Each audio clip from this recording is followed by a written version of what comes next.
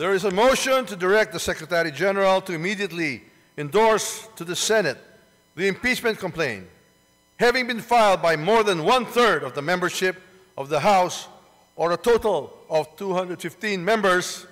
Is there any objection? The chair hears none. The motion is approved. The Secretary General is so directed. The session is suspended. Palakpakan. Yan. Uy, kasi Baliko, nangunguna siya, palakpakan naman siya, Ano kaya nasa utak nito? Ito, makakapagdamida na kami. Yung si Kimbo, yung palakpakan sila, Grabe, tayuan sila, standing ovation. Taas ang kamay.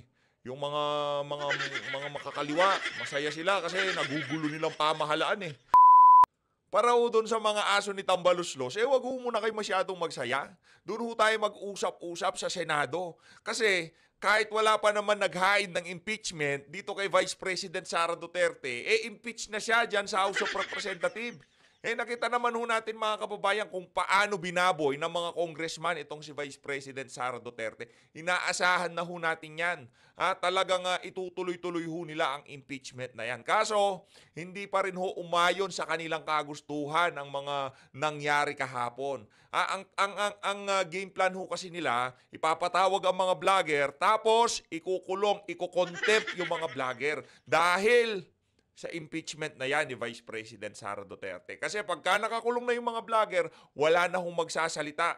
Wala na magpapaliwanag sa ating mga kababayan kung gaano kawalang hiya yung mga congressman na yan. At dito rin sa video na to, kikilalanin natin yung magsisilbing prosecutor, impeachment prosecutor dito sa dito sa impeachment laban dito kay Vice President Sara Duterte. Kilalanin natin kung talaga nga bang mahuhusay itong mga to. Pero bago yan mga kababayan, sa totoo lang medyo wala tayong ganang gumawa ng reaction video dito sa isa na to, kasi ang bigat sa pakiramdam yung tipong napakarami mga issue na dapat pag-usapan Okay lang sana kung napakaigi ng kabuhayan ng ating mga kababayan, napakaraming trabaho, walang nagugutom, di ba? Yung walang kriminalidad, walang ipinagbabawal na droga, okay lang sana pag-usapan natin yan. Kaso mga kababayan, napakarami issue ngayon sa ating bansa. Kulang-kulang na BICAM report, isa pa yan, tatalakayin natin at papasadahan natin dito sa video na to. Smoke screen lahat yung mga yan. Ang pinag-uusapan natin dito, anong naging basihan ng impeachment? 125 million? Ako, mahiya-hiya naman kayo. Yung mga ninanakaw itong mga congressman na to, billion-billion sa kaban ng sambayan ng Pilipino.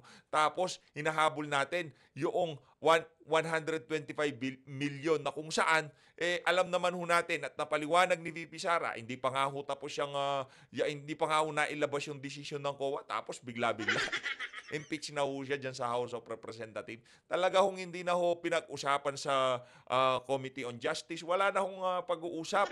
Wala nang tanungan. Kasi bakit pa nga naman sila magtatanong, yung mga nagsampa ng impeachment, yung pinagbasihan, galing din sa kanila kasi magmumukha silang tanga. Magtatanungan sila kung tama ba, meron bang basihan, meron bang substance yung impeachment. Lahat ng sustansya, galing dun sa mga komite na binuo para wasakin itong si Vice President Sara Duterte. Wag kayong magpalinlang kung yung mga kakilala nyo o hindi pa sila nakakapanood dito sa PH Update. Napakalaking tulong hindi lang sa atin para mas marami manood sa atin. Hindi kasi ayon sa gusto naman nila, mapapanood nila yan Kaso, yung ibang anggulo, baka anggulo ni Tamba yung mapanood nila. Napakadelikado nun mga kababayan. Kaya kung meron kayong kakilala na medyo babad sila sa politika, pwede nyo i-share ang mga video ng mga vlogger, hindi lang kay PH Update, makakalang kay PH Update. Lahat ng mga vlogger.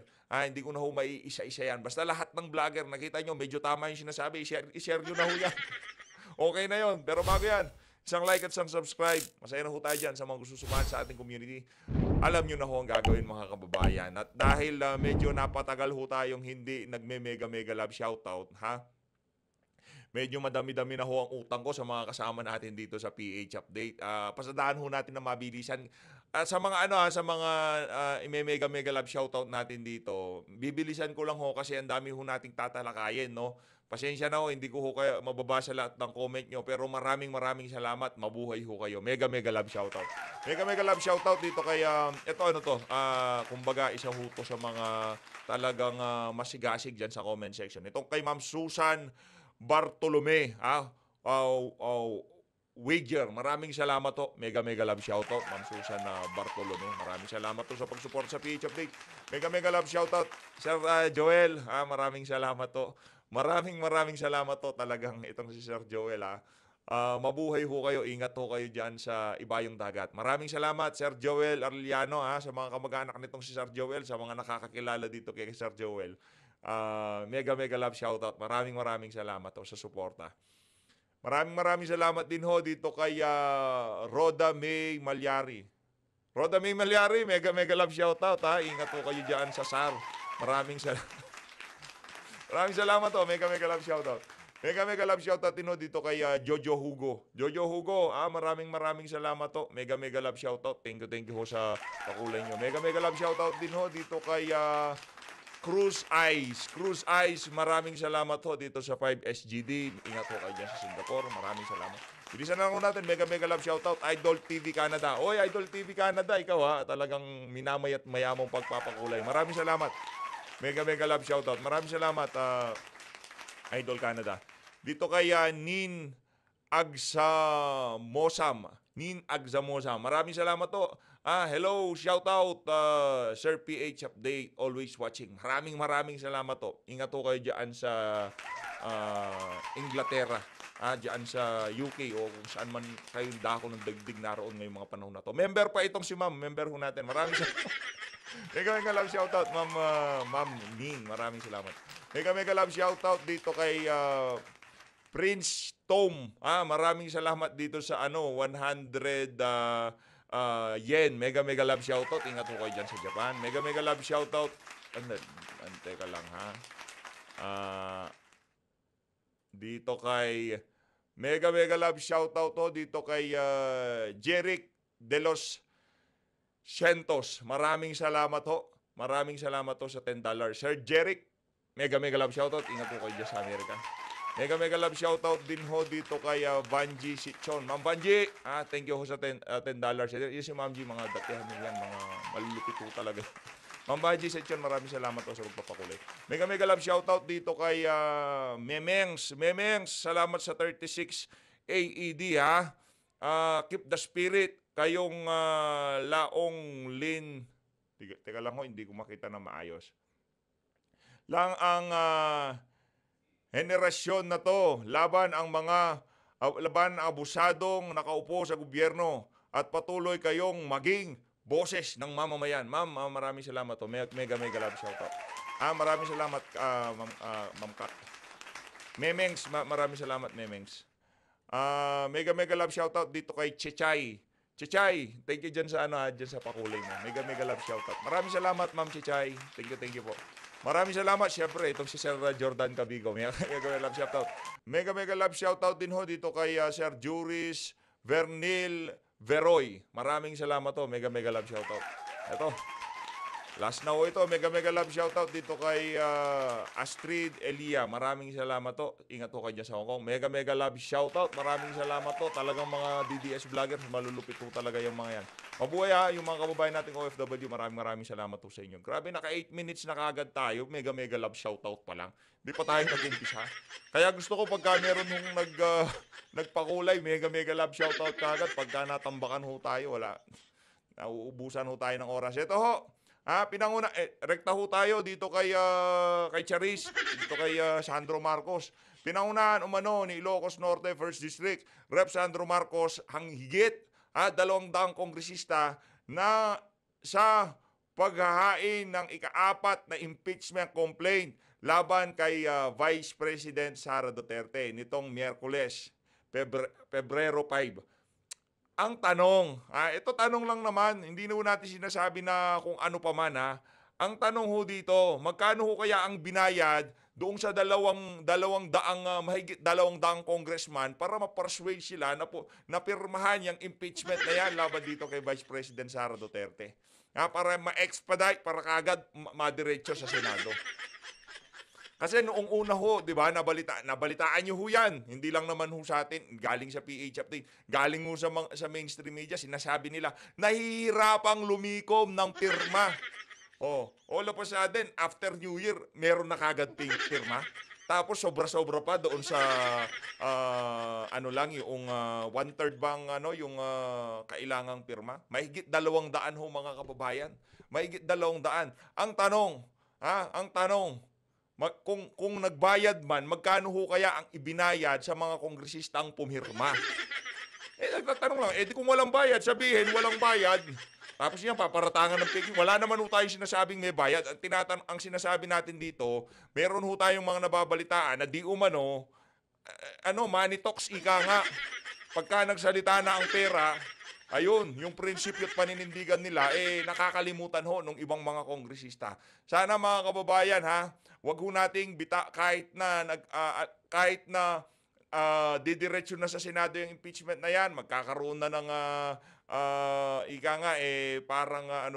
magkakaroon na ng sesyon, Wag ho natin kalimutan yung mga maiinit na issue sa ating bansa ngayong mga panahon na to. Sundutin pa rin ho natin mga kababayan, especially yung kulang-kulang na BICAM report. Kasi doon ho talaga sila nasaktan. Kaya ho nila minadali ang impeachment na yan dahil ho napakainit nung issue na kulang-kulang na BICAM. Tapos meron na rin hong naghain ng petition sa Supreme Court. Gusto ho nilang tabunan yung mga issue na malapit sa bituka ng sambayan ng Pilipino. Para saan? Para saan? Para hindi mapagbuntunan itong administrasyon na to sa kanilang mga kapalpakan. Hindi ho natin titigilan yung mga issue na yan, kriminalidad, droga, grabe ho, napakatalamak ho ngayon mga kababayan. Yung mga social media influencer parang normal na lang yung pinag-uusapan, droga, yung tipong, ano bang brand ng foil mo? Yung tipong mga ganong pinag-uusapan ho nila sa kanilang mga vlog. Para sa PIDEA, ano ho ba kayo? Kumusta ho? Kumusta ho ang paghuhuli nyo sa mga drogista ngayong mga panahon na to? Nakakahiya ho kayo. Eto na ho mga kababayan, rekta na ho tayo dito sa naging speech nitong si Tambaluslos, diyan sa na yan, ngayong araw na to. Ito, George Liller. Mr. Speaker, I move to take up additional reference of business. Naku po. The Secretary General is directed to read. Nagbobolan sila no, alam naman ho nila kung anong gagawin, kumbaga formality pa kunyari Mr. Speaker. Ganun ho sila. The additional reference of business. Additional reference of business, verified complaints for impeachment. Impeachment complaint against Vice President Sara Z. Duterte filed by at least 1/3 of all the members of the House of Representatives on February 5, 2025. Impeachment complaint filed against Vice President Sara Z. Duterte filed by Teresita Quintos Deles, Father Flaviano, SBD Gary Alejano et al., and endorsed by Representative Percival B. Sendanya of the Akbayan Party List on December 2, 2024. Impeachment complaint filed against Vice President Sara Z. Duterte, filed by Teodoro Casillas. Ano ho tayo kung kaya ho natin, gagawa ho tayo ng malaking larawan. Na kung saan lahat ho ng congressman na pumirma dyan sa impeachment na yan, ilalagay ho natin ang pangalan. Okay ho ba sa inyo yun mga kababayan? Basta pagka pinag-usapan ho natin ang impeachment na to, pagugulungin ho natin dito sa taas, lahat ng mga congressman na pumirma dyan sa impeachment na yan, para ho matatak sa kaisipan ng ating mga kababayan, heto yung mga walang hiyang congressman. Ilalagay ho natin dito sa taas na to, pagugulungin ho natin ang kanilang mga pagmumukha, no? Hindi ko lang mabasa ng maayos yung pangalan ng mga congressman, pero sana makakita tayo ng maliwanag na copy. Dahil aanuhin natin yan, lalagay ho natin lahat ng pagmumukha nila dito sa taas na to. At ilalagay natin, ito yung mga walang kwentang congressman. Yan, nandyan ho sila, pagugulungin ho natin, mag-i-slide ho sila dyan. Sinyo, Lisa Masa, Nery Colmenares et al. And endorsed by Representatives Franz de Castro of the ACT Teacher Party List, Representative Arlene D. Brosas of the Gabriela Party List, and Representative Raul Daniel A. Manuel of the Kabataan Party List on December 4, 2024. Impeachment complaint filed against Vice President Sara Z. Duterte, filed by Reverend Father Antonio Labiao, Jr., Reverend Father Rico P. Ponce, Reverend Father Dionisio B. Ramos et al., and endorsed by Representative Gabriel H. Bordado Jr. of the 3rd District of Camarines Sur, and Representative Lex Anthony Chris A. Colada of the AMBIS OWA Party List on December 19, 2024. Majority Leader. Mr. Speaker, today, as provided for in our additional reference of business, a verified impeachment complaint against Vice President Sara Zimmerman Duterte has been filed by at least 1/3 of all the members of the House of Representatives on February 5, 2025. Mr. Speaker, for the record, may we inquire from the Secretary General the total membership of the House as of today, February 5, 2025. The Secretary General will please respond. Mr. Speaker, as of the present, the total number of members of the House of Representatives Ganyan ho nila ganyan ho kawalang kumbaga wala ho silang amor, wala ho silang respeto o paggalang dito sa presidente na to.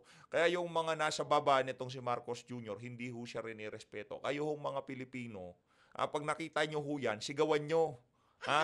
Sigawan nyo yan si Marcos Jr. kung meron ho kayong kamatis na bulok.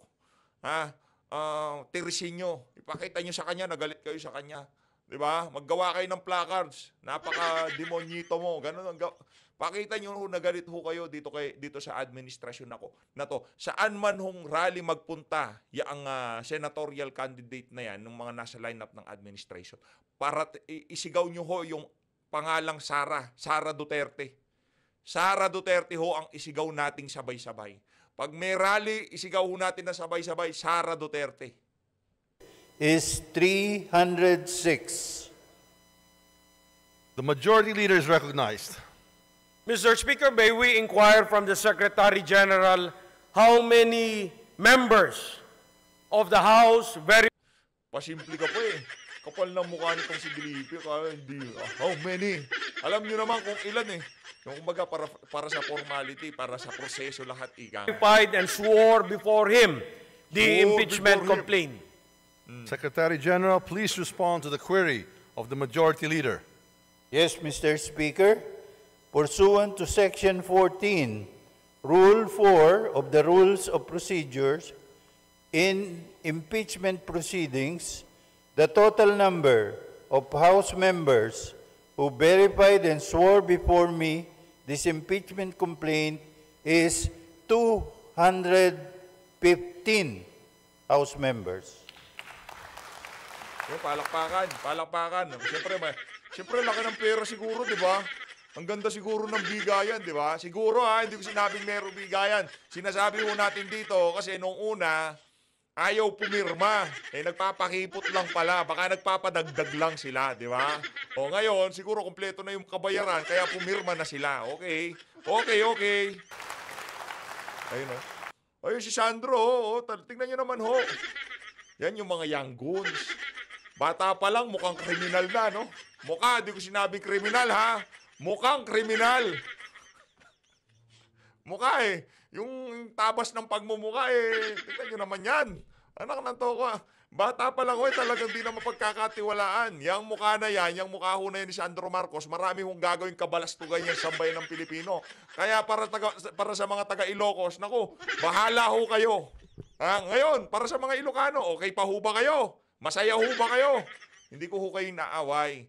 Dahil tayo naman ho lahat ay apektado sa kapalpakan ng administrasyon na to. Ang sinasabi ko ho dito, para doon sa mga ilan naman ho yung mga yan eh. Yung tipong nagbubulag-bulagan, nagbibingi-bingihan, malamang siguro yun ay mga nakikinabang. Pero yung mga ordinaryong Pilipino, marami na hong Ilocano dito sa PH Update. Mag-Ilocano nga ako kayo dyan sa baba.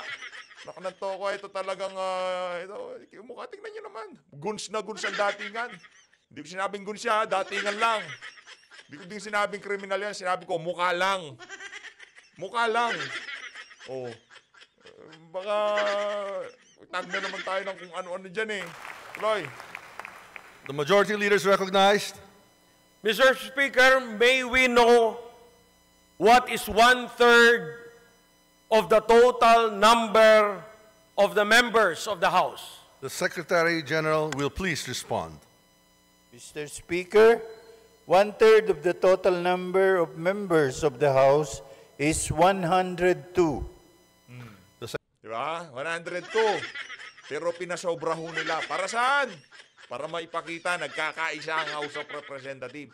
Hindi ka naman pwedeng hindi pumirma. Para doon sa mga hindi pumirma, saludo ho ako sa inyo. Hahanapin ko ho kayo lahat at pasasalamatan ko ho kayo dito sa PH Update. Okay? Para doon sa mga hindi pumirma, para doon sa mga hindi na-intimidate na itong tambaluslos. Maraming salamat ho. Ngayon pa lang ho, isinasaluduhan ko na kayo. At para doon sa mga pumirma, nag-uumpisa pa lang ho tayo. Makakala nyo yung pagpirma nyo na yan, tapos na ang inyong obligasyon. At dahil sa kakup nyo, dahil sa kabalbalan nyo na yan, makikilala ho kayo dito sa PH Update. Sisikat ho ang pagmumukha nyo. No? Ipapakita ko ho, yung 105 na, walang problema. Ilalagay ko ho lahat dito ang mga pagmumukha nitong mga walang yang to. Pagka nag-uumpisa na ho ang impeachment, dahil panigurado, i-share nyo ho yung video para mas maraming makakilala sa mga walang kwentang congressman na pumirma dyan sa impeachment na yan. Akala nyo tapos na obligasyon nyo, kasama sa perks, yung pagpapasikat namin sa inyo. Kung ano man yung tinanggap yung pabor, project, o kung ano man yan, wala kaming pakialam. Pero sigurado dito sa PH Update, kasama sa perks na nakuha nyo yung pagpapasikat namin sa inyo. Makikilala kayo ng sambayan ng Pilipino. Okay ho ba yun? Okay. Hindi isang video. Sa lahat ng video, kasama kayo. Mga walang iya kayo. Secretary General has responded to Pangalan at distrito, kasama kayo. Pangalan, distrito. Kasama ho kayo dyan. Hindi ko tatanggalin pangalan nyo. the query of the majority leader. The majority leader is recognized. Mr. Speaker, for the record, in consonance with the Constitution on Article 11 on accountability of public officers, particularly Section 3, Paragraph 4, and pursuant to Section 14, Rule 4 of the Rules of Procedure in impeachment proceedings, which provides as follows. Section 14, endorsement of the complaint resolution to the Senate.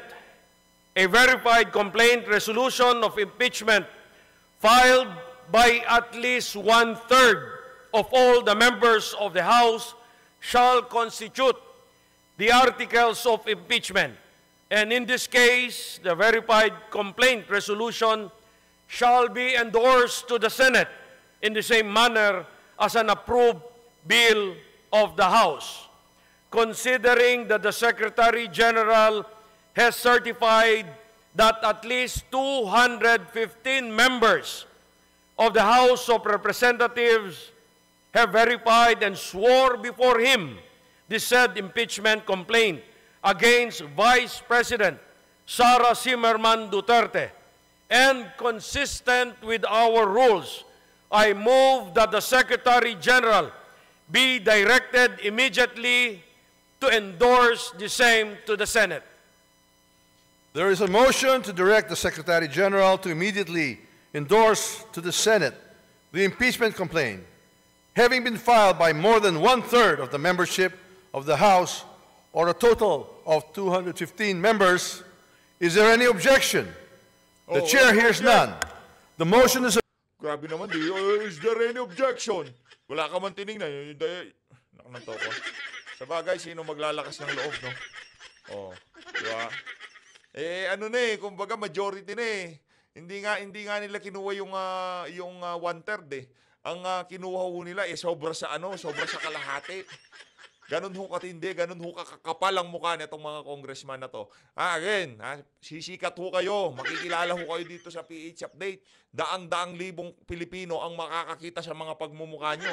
Kaso ang pagkakakilala sa inyo, bilang mga walang hiyang congressman, di ba mas masaya yon? Approved. The Secretary General is so directed. The session is suspended. Oh, palakpakan. Oh, yan. Oh. Ito si Baliko, nangunguna siya, palakpak naman siya, Ano kaya nasa utak nito? Ito, makakapagdamida na Yun si Kimbo, yung palakpakan sila, Grabe, tayuan sila, standing ovation. Taas ang kamay. Yung mga makakaliwa, masaya sila kasi nagugulo nilang pamahalaan Kumbaga na yung kanilang purpose ng kanilang pagiging congressman dyan, di ba? Infiltrate ang pamahalaan at guluhin ang pamahalaan sa loob ng pamahalaan. Ganyan kawalang yayang mga yan. Ito, rekta ho tayo dito sa Ito update ho tayo dito sa yung kagaya ng ating pinag-usapan, no? Hindi ho natin tatantanan yung issue ng kulang-kulang na bycam, Nagsasalita ho ngayon kasulukuyang oras na to itong si Attorney Vic Rodriguez sa page nitong si Ma'am Joey, no? Pero bago ho yan mga kababayan, pasadahan muna natin na mabilisan, no, itong statement nitong si Senator Amy Marcos kaugnay diyan sa impeachment na yan, no, dito sa development na to na nangyari kanina. Sen Amy Marcos on VP Sara impeachment, lalabanan ko yan hanggang sa dulo. Hanggang sa dulo? Hanggang sa dulo na ma-impeach si VP Sara? Yun ho ba? Di palakpakan namin kayo. Lalaban daw siya, ilalaban ho niya na ma-impeach itong si Vice President Sara Duterte. Pwede bang si Amy ang papalit kay VP pagka tinanggal ho siya? Di ba pipili si Marcos Jr.? Baka malay mo manang. Ikaw piliin, di ba? O kaya lumaban ka hanggang ma-impeach si VP Sara. Ito, punta na ho tayo dito kay Atty. Vic. Dito, itong grupo mambabatas gagawin ang lahat para yurakan ang sagradong mandato ng sambayan ng Pilipino at ang ating prueba sa sagsaan nila isasantayin na nakawin hindi lang ang pera nating mga Pilipino kung hindi pati ang tanggapan ng pangalawang Pangulo. 32 million Filipinos who lawfully, legally, democratically, and constitutionally elected Vice President Inday Sara Duterte na nakawin lang ng iilang elitistang kongresista. Basahin ko lamang po yung ibang nagpapahatid ng mensahe. Si Fel Prizowi de la Carta, protect VP Sara in our country, protect Vice President Inday Sara, pero higit po riyan, protect the 32 million Filipinos who lawfully, legally, democratically, and constitutionally elected Inday Sara to be our Vice President. Fact of the matter, higit na malaki ang boto ni Inday Sara kaysa kay Bongbong Marcos. Higit na malaki ang boto ni Vice President Sara Duterte kaysa kay Bongbong Marcos. At higit na malaki ang pagkakasala ni Bongbong Marcos. Siya ang dapat i-impeach dahil sa kanyang pagpasa sa illegal, immoral, unconstitutional at invalid at criminal na 2025 national budget. Si Kenny Cute, maraming salamat. Ipapanalo ka namin, Atty. Vic, marami pong salamat. Kay Ruel Guevara, stay safe, Atty. Vic Rodriguez, ikaw po ang pag-asa namin sa Senado, mabuhay po kayo. Samahan po ninyo ako sa ating ginagawang pagbibigay ng impormasyon sa ating mga kababayan. At magbigay din po kayo kung may nalalaman kayo mga impormasyon na sa tingin ninyo yung usaping panlipunan na dapat nating pag-usapan, talakayin at pasimplihin para po sa benepisyo ng mga ordinaryong Pilipino. Si Maria Cal Ortiz, attorney, worried ko kay VP Sara. Si Vice President Inday Sara maisog na haharapin itong impeachment complaint laban sa kanya. Ang bantayan po natin mga kababayan, yung integridad ng magaganap na impeachment hearing kung magkakaroon ng hearing. Yan ang bantayan natin, yung integridad ng proseso. Wala na po tayong magagawa dito sa mga elitistang kongresista na nag-impeach kay Vice President Inday Sara Duterte. Tapos na po yan eh. Pirmahan na nila at ito po ay for transmittal na sa Senado. Ang bantayan natin kung paano gagawin ng mga senador yung tinatawag nating senator judges, yung kanilang trabaho pagdating sa impeachment court. Mahalaga. This is what I've been telling all of you. Not because I'm also a candidate for senator. No. You can look for other person na tingin ninyo ay dapat sa Senado. Ang mahalaga ho yung qualification ng ilalagay natin sa Senado. Ngayon, pag natuloy po itong hearing, magiging impeachment court ang Senado. Paano gagampanan ng mga senador na ilan dyan yung kanilang trabaho bilang senator judges?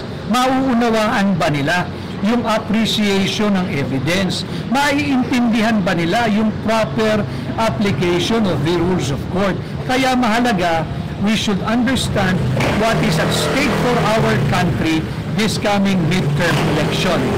Kaya pasensya na ko kayo, nasa tabing kalsada ko, huminto po ako dahil nga Okay lang ho yan, number 56 sa balota. mahalaga itong usaping ito. Kay Melvor M. Bercede, sino ba papalit kay VP pag naalis siya sa pwesto, attorney? Ganito na nga po katalamak at hayop ang pambubudol ng mga tao rito. Pag si Yang mamaho na yan, namit na ho natin ng personal. Hindi ho siya nagsasalita ng mga ganyang klaseng salita. Pagka narinig nyo na ho yung hayop, galit na rin eh. Kahit tayo naman parang, kaninang nabalitaan ho natin to, medyo nanlambok tayo ng konti. Sabi ko, naku, ito na to. Ito na nga ba sinasabi natin? Tapos sinabi na rin ni Gis Escudero, wala, tuloy-tuloy yan. Magkakaroon kami ng special session. Wala namang sinabi na pagka isinen sa amin yan, panahon na ganito, ititigil yan. Tuloy-tuloy yan. Kaya sana ho natin. Ano gagawin natin? Di ba? Kasama ho yan eh. Kasama ho yan. Ika nga. Yan ang plano nila eh. Hindi naman natin pwedeng sabihin na wag nating pag-usapan tong impeachment na to. Ano ba yan? PH update? Wala na talaga. Naano ho tayo, nalungkot tayo. Sobrang, sa totoo lang, ang tagal ho natin ginagawa tong video na to. Ang tagal. Yung ano lang natin, opening salvo lang natin, hindi tayo makapag-opening. Nalungkot tayo. Ganun ho talaga siguro pagka prinsipyo. Pero pagka katuwaan lang, wala.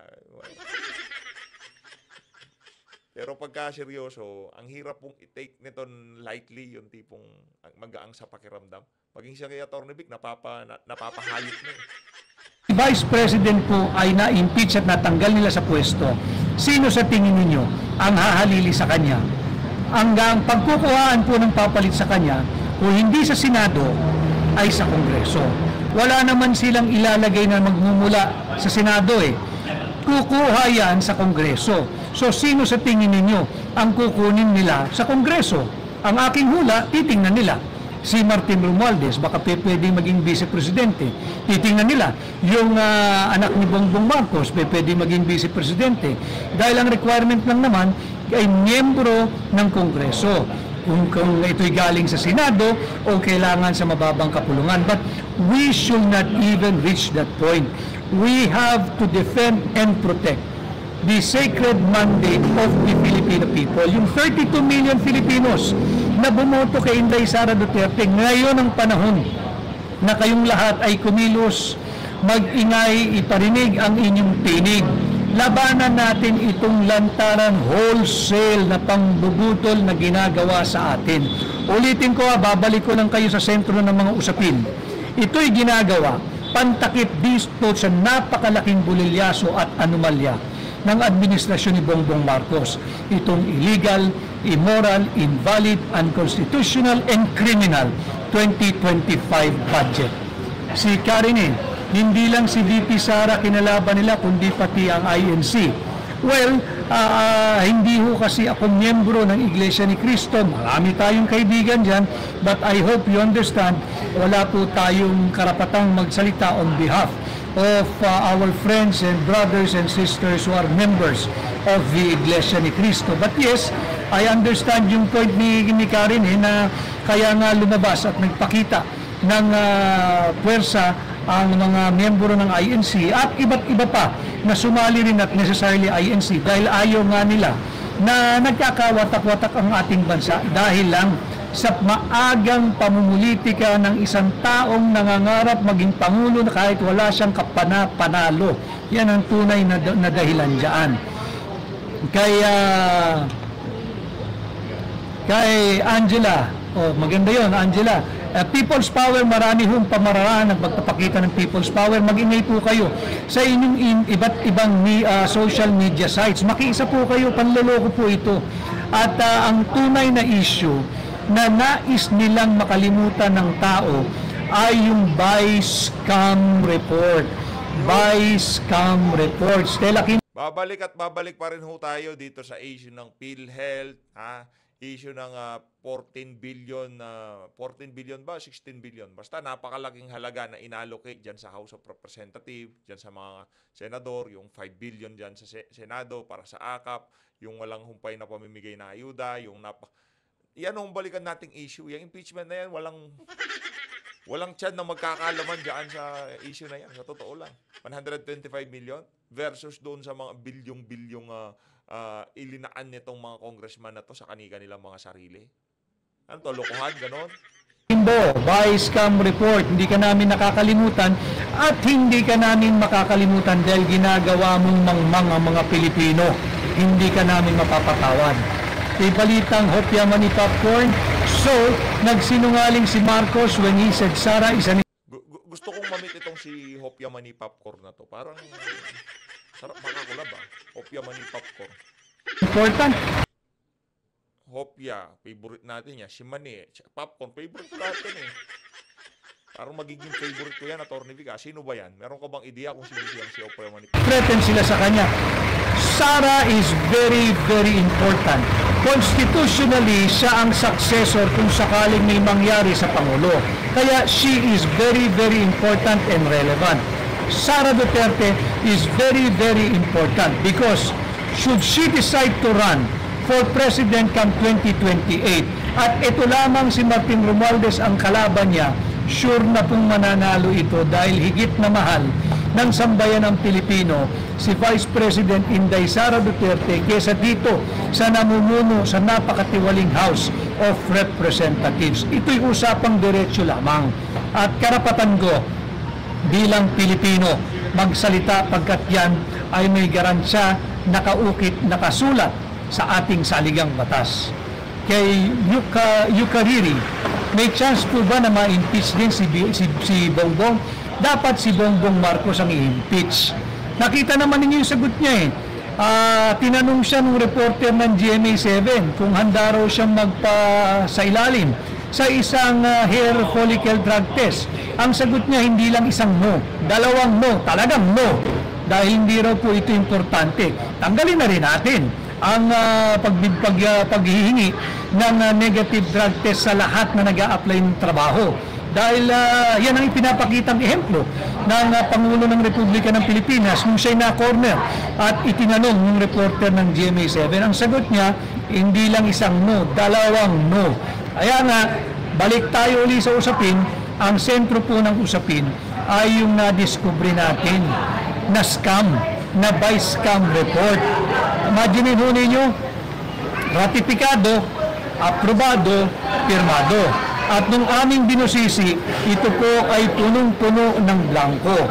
Yung blanco mga kababayan, nagkakahalaga ng higit kumulang 241 billion pesos.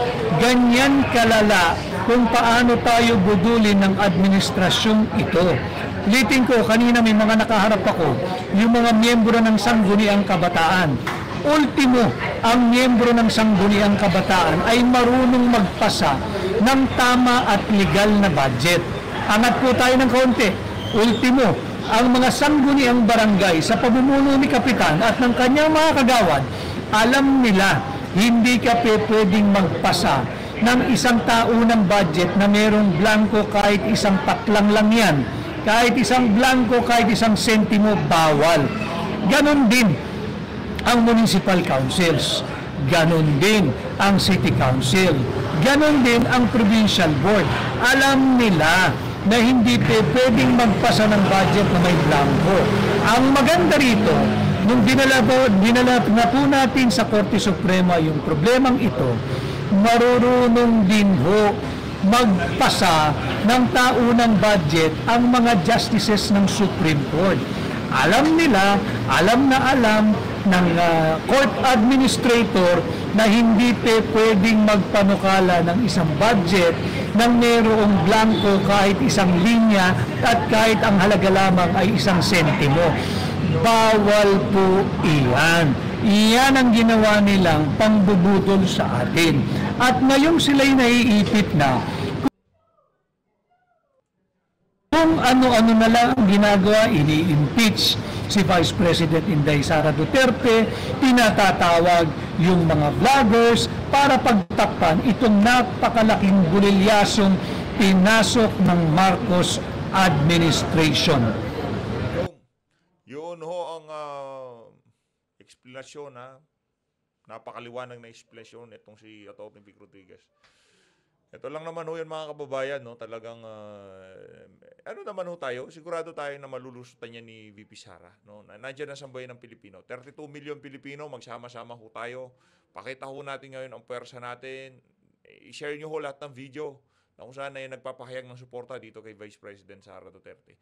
Para doon sa mga congressman na pumirma dyan sa ano na yan, impeachment, dito tayo magkakaalaman. Walang free lunch dito kay PH Update. Walang free lunch. Okay na yon, ganun na lamang. Binaboy nyo ang 32 million na bumoto kay VP Sara. Ganun na lang. Hindi namin kayo papasikatin. Ha? Naku. Tatrabahuin ko kayo. Pagkatapos ng video na to, isa-isahin ko na yung mga larawan nyo para ma-ready ko na dito. Dito, para pagkagusto ko kayong batukat, nababatukan ko kayo ng ganyan. Dito, yan, oh. Mga walang iya kayo.